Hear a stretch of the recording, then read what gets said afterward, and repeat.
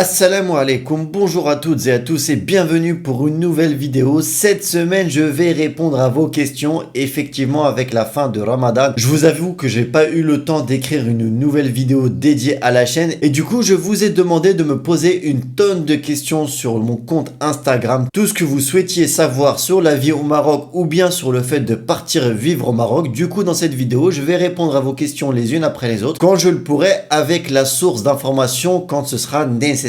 Restez bien jusqu'à la fin car de nombreuses questions sont très intéressantes et devraient vous plaire. Et on commence tout de suite avec la première question. Est-ce qu'il y a des parkings à vélo? Est-ce que ça craint de se balader avec des vélos? Est-ce que c'est courant au Maroc? La personne me pose cette question car elle n'aura pas de voiture lorsqu'elle va s'installer au Maroc. Donc déjà oui, pour répondre très brièvement, c'est très courant les vélos au Maroc, il n'y a aucun souci. Bien sûr, acheter un cadenas, on n'est pas au Japon ou je ne sais dans quel autre pays où vous pouvez vous balader et laisser votre vélo dans la rue. Il y aura des quartiers où bien sûr il y aura rien à craindre, mais en général, je vous conseille quand même de mettre un cadenas sur votre vélo et un bon cadenas, surtout si vous vous absentez longtemps loin de votre vélo. Mais sinon, c'est l'usage d'un vélo ou d'une trottinette électrique est très courant au Maroc et du coup, il n'y aura pas de souci avec ça et vous pourrez vous balader. Il y a pas mal de villes qui ont même des pistes cyclables, notamment dans les grandes villes au Maroc. Vous avez des pistes cyclables, vous avez des parkings en fait à mobilette, à moto, où vous pouvez aussi attacher votre vélo. Bref, petite astuce aussi, généralement quand vous allez chez le Haneut ou que vous vous absentez, il y a toujours une personne pas très loin où vous pouvez lui dire de jeter un œil à votre vélo si vous n'avez pas de cadenas. Mais sinon, vous n'avez pas de souci à vous faire, achetez un cadenas et tout se passera bien, Inch'Allah. Assalamu alaikum, qu'est-ce qui va plaire chez les employeurs marocains pour se faire embaucher ou comment se vendre à eux? Alors, je vais pas vous mentir, je n'ai jamais été salarié au Maroc, j'ai toujours été indépendant, mais j'ai employé au Maroc en tant qu'indépendant. Et tout ce que je peux vous dire, et là peut-être que ça concerne que moi en tant que ancien MRE qui suis rentré au Maroc, c'est de vendre vos qualités, votre professionnalisme et votre rigueur. Vous savez, il y a un cliché des gens qui viennent de France ou d'Europe, si vous venez de Belgique ou de Suisse ou ailleurs, c'est vous avez une certaine rigueur qui est reconnue au Maroc. Donc essayez de montrer ça à votre employeur marocain, d'arriver bien sûr à l'heure, voire en avance à votre entretien, d'expliquer que c'est très important pour vous, montrer votre expérience, votre portfolio, etc., etc. Mais vraiment attachez beaucoup d'importance à votre rigueur et votre professionnalisme. Ensuite, moi je vous le conseille, et c'est pas parce que j'ai fait une application dessus, mais il faut au minimum essayer de comprendre la Darija pour essayer de vous faire embaucher au Maroc, même si dans la plupart des bureaux on parle français, voire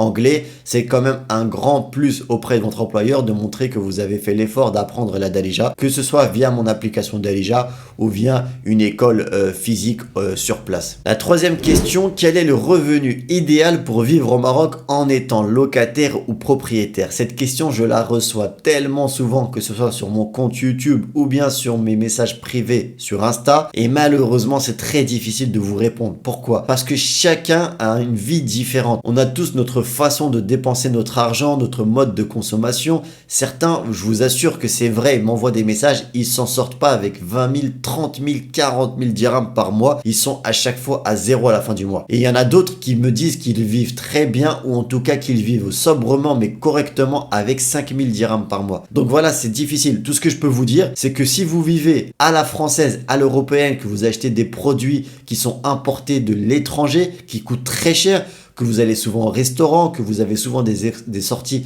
des activités à l'extérieur, eh bien votre budget va augmenter considérablement. Alors que si vous vivez à la marocaine, un peu plus sobrement, que vous faites vos courses un peu plus au détail, à l'unité, vous savez ici on achète sa couche au détail, vous achetez votre vache qui rit à l'unité, la viande, vous achetez pas 1 kilo de viande, mais vous achetez 20 dirhams de viande. Bref, vous voyez ce que je veux dire au niveau du mode de consommation des Marocains, ou en tout cas des Marocains un peu plus sherbi, populaires. Donc voilà, ce que je vais vous dire, c'est que si vous êtes propriétaire, je dirais qu'un minimum de 10 000 dirhams est envisageable. Après, ça dépend aussi si vous avez des enfants, si vous les scolarisez dans une école privée, quelle école privée. Donc voilà, le mieux est de faire vous-même votre propre budget.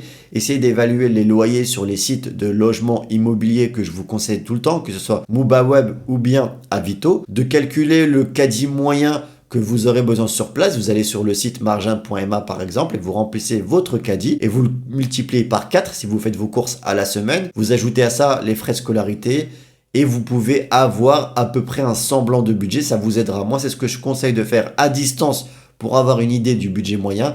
Et une fois que vous êtes sur place, vous allez ajuster et vous verrez ce que vous dépensez et ce que vous pouvez retirer. Est-ce possible d'expliquer vraiment le compte bancaire Wise? Je ne comprends pas vraiment l'avantage. Alors, moi, sans faire la promo de Wise et des comptes bancaires, en gros, déjà, Wise, ce n'est pas réellement un compte bancaire. C'est littéralement, c'est la définition, un compte de monnaie électronique. Ce n'est pas un compte bancaire, un peu à l'image de PayPal. Et donc, qu'est-ce que ça signifie par rapport à une banque traditionnelle? Vous ne pouvez pas être à découvert sur Wise. Si vous faites un paiement et que vous n'avez pas assez d'argent, le paiement va être refusé. Vous ne pouvez pas contracter de prêt et vous ne collectez pas d'intérêt. Ça, c'est ce que dit Wise, mais faites attention parce que des fois, si vous ne désactivez pas le fait de recevoir des bonus sur certains virements ou certaines sommes d'argent que vous avez sur votre compte, vous avez parfois des sommes qui vous sont créditées et il faut le désactiver parce que même s'ils disent qu'ils ne collectent pas d'intérêt, ça ressemble fortement à des intérêts quand même que vous percevez. L'avantage de Wise et pourquoi il est beaucoup utilisé par les gens qui vivent au Maroc ou qui souhaitent envoyer de l'argent au Maroc, c'est le taux bancaire,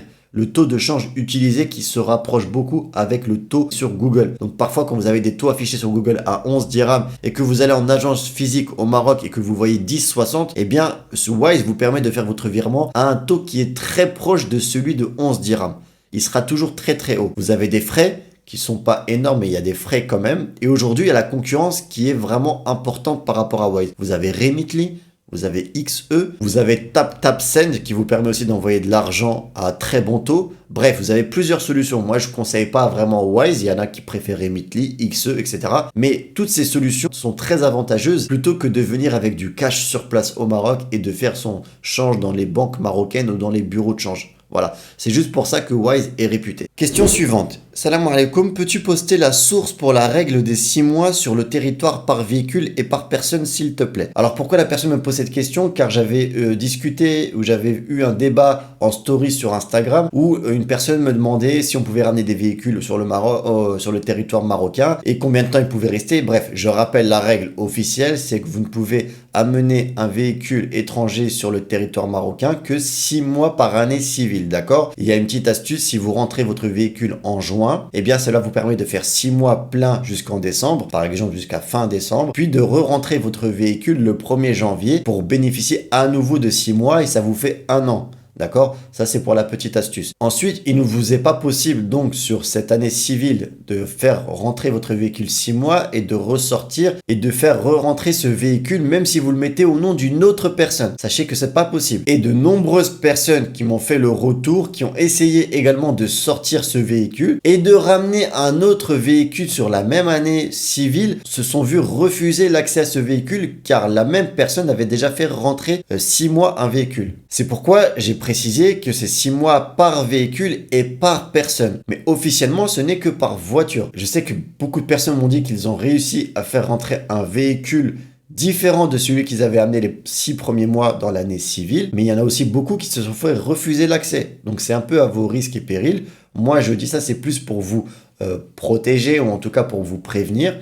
Mais officiellement, c'est un véhicule qui a séjourné 6 mois au Maroc qui ne peut bénéficier du régime de l'admission temporaire au cours de la même année civile. Question suivante, ouvrir un compte bancaire au Maroc. Et la personne qui me pose ça n'est pas marocaine, et du coup je pense que sa question est plutôt orientée en tant qu'étranger, car si vous êtes marocain, vous ouvrez un compte bancaire, il n'y a aucun souci, il n'y a pas de souci, il n'y a aucune complexité.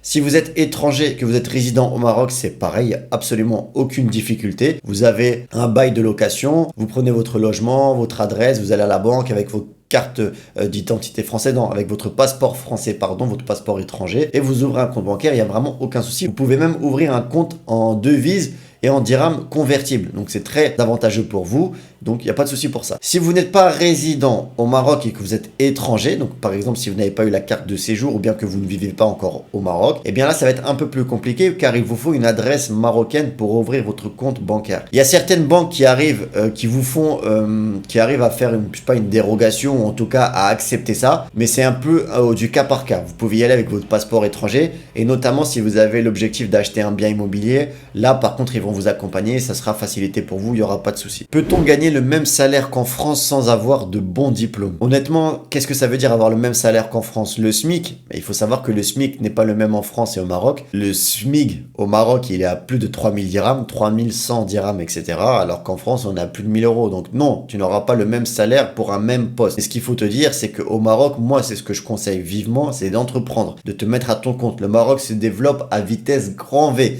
Et vous le voyez, si vous visionnez mes vidéos, que ce soit sur YouTube ou sur Insta, le pays se développe. Il y a tout à faire, que ce soit au niveau du digital, au niveau des infrastructures, au niveau des commerces physiques. Il y a énormément de choses à faire et la nouvelle génération consomme énormément. Maintenant, si tu veux garder un boulot français et vivre au Maroc, j'avais déjà fait une vidéo sur ça, il y a une solution qui s'appelle fr.indeed, où vous avez des postes qui sont disponibles en télétravail, voire même à distance à l'étranger, et vous postulez dessus, ça vous permet de travailler en ligne du Maroc. Attention, il vous faudra avoir un VPN. Je le dis souvent aussi, je suis partenaire avec NordVPN, mais pour moi c'est aussi une des meilleures solutions de VPN. Ça vous permet de vivre au Maroc et de travailler en ligne, tout en vous localisant en France. C'est vraiment très pratique et ça coûte pas très cher. Il y a moins 60% en ce moment. Je vous mets le lien en description si ça vous intéresse. Si vous travaillez en ligne au Maroc, il vous faudra un VPN obligatoire. Moi, je vous le recommande. D'ailleurs, je parle beaucoup de ces solutions d'emploi et également d'entreprises à créer, les différents statuts dans mon guide Partir vivre au Maroc. Si ça vous intéresse, le lien est dans la description. Il est disponible en format livre sur Amazon ou bien en format digital sur mon blog. Vous avez les deux liens en description. Désolé si j'ai loupé des questions dans la liste. Vous le savez, j'essaie de faire des vidéos de moins de 10 minutes. Du coup, je ne pouvais pas tout prendre. N'hésitez pas à laisser un like sur la vidéo et un commentaire si ce sujet vous intéresse. Vous pouvez aussi poser d'autres questions dans l'espace commentaire. J'essaierai de répondre à chacun d'entre vous du mieux que possible en mettant à chaque fois la source quand ce sera nécessaire. Je vous souhaite une excellente semaine et un excellent fin de mois de Ramadan.